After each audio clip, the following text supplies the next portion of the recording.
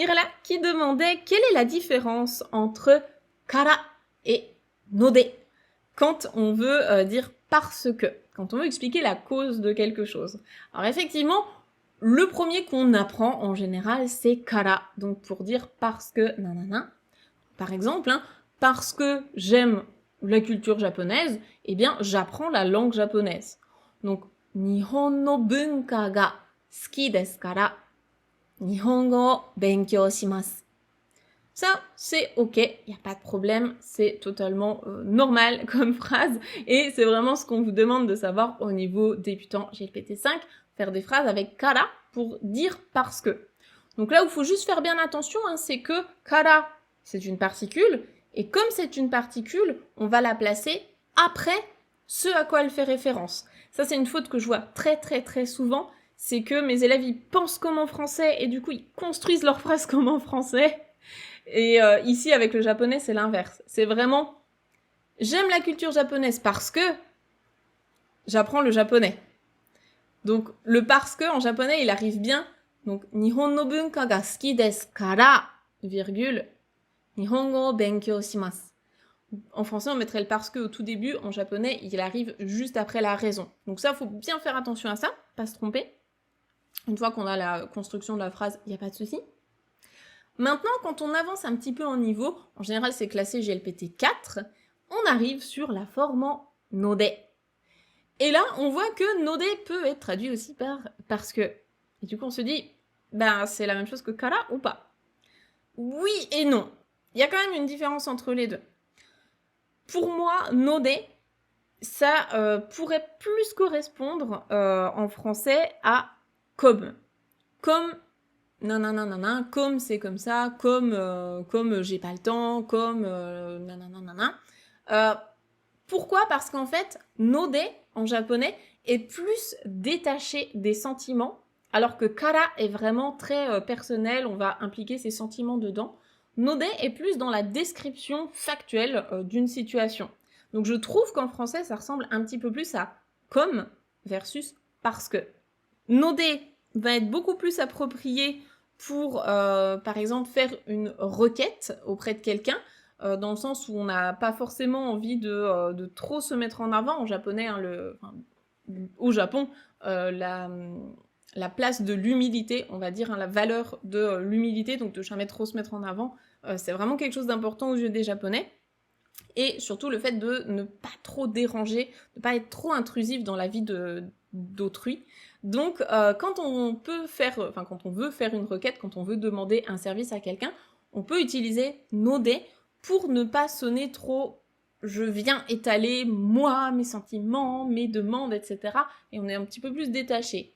Par exemple, je sais pas si vous demandez juste comme j'ai pas compris, est-ce que vous pouvez répéter s'il vous plaît, ou est-ce que vous pouvez réexpliquer?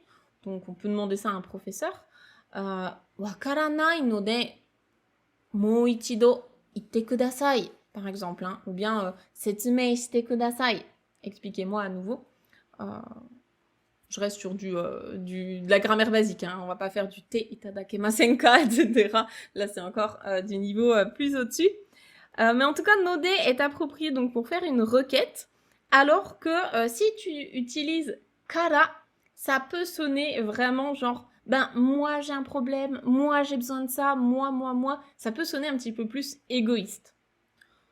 Quand vous êtes débutant et que vous essayez de faire vos premières phrases en japonais, si vous utilisez que kara, c'est pas grave, on va pas non plus se dire oh là là, quelle personne hautaine. On comprend que vous êtes débutant en japonais et on vous en veut pas. C'est juste après, quand on monte en niveau, on a quand même envie de parler de manière un petit peu plus appropriée, naturelle, tout ça. Donc node peut être un petit peu mieux approprié pour les requêtes. Je vous donne peut-être un autre exemple. Imaginons, vous êtes à l'école et vous avez oublié votre manuel scolaire. Et du coup, vous êtes un peu embêté parce que vous pouvez pas lire les textes, vous pouvez pas faire les exercices. Donc vous pouvez demander à votre voisin, par exemple, Sumimasen, kyokasho ga nai no de, issho ni mite mo ii desu ka? Donc, kyokasho ga nai no de.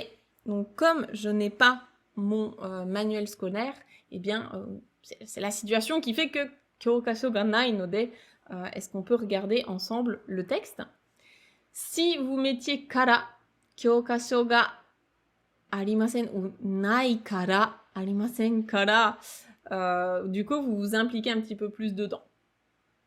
Je vous donne un dernier exemple, c'est en général l'exemple qui justement peut illustrer pas mal ça.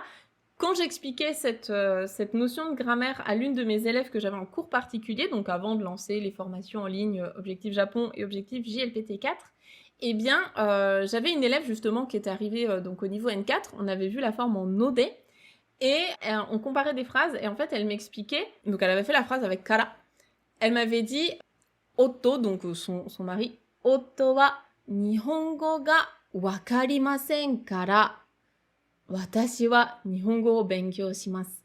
Donc, parce que mon mari ne comprend pas le japonais, et ben c'est moi qui l'étudie. En gros, elle s'était dévouée dans le couple, parce qu'ils voulaient aller les deux au Japon ensemble, et c'est elle qui avait dit, bah vas-y, c'est moi qui vais étudier le japonais, parce que toi, du coup, tu comprends pas le japonais, quoi. Et il avait pas forcément envie de s'impliquer là-dedans. Sauf que le fait de dire wakarimasen kara, eh ben en fait on lui rejette un peu la faute dessus, c'est vraiment bah parce que lui il parle pas japonais quoi, il comprend pas, bon voilà, c'est un peu de sa faute, bah du coup c'est moi qui l'apprends. Alors que si au contraire elle avait plutôt utilisé Otto wa nihongo ga wakaranai node, watashi wa nihongo o benkyou shimasu, bah là du coup c'est purement factuel, comme mon mari il comprend pas le japonais, et c'est juste un fait, c'est une situation factuelle, bah, du coup c'est moi qui l'étudie. Donc c'est un petit peu la différence entre les deux. Kara, tu vas impliquer un peu plus tes sentiments, node, tu es plus détaché, factuel, donc on le retrouve pas mal dans, justement, description factuelle de choses. J'espère que c'est un petit peu plus clair pour toi, et dans tous les cas, eh bien, on revient dessus dans la formation GLPT4. Voilà.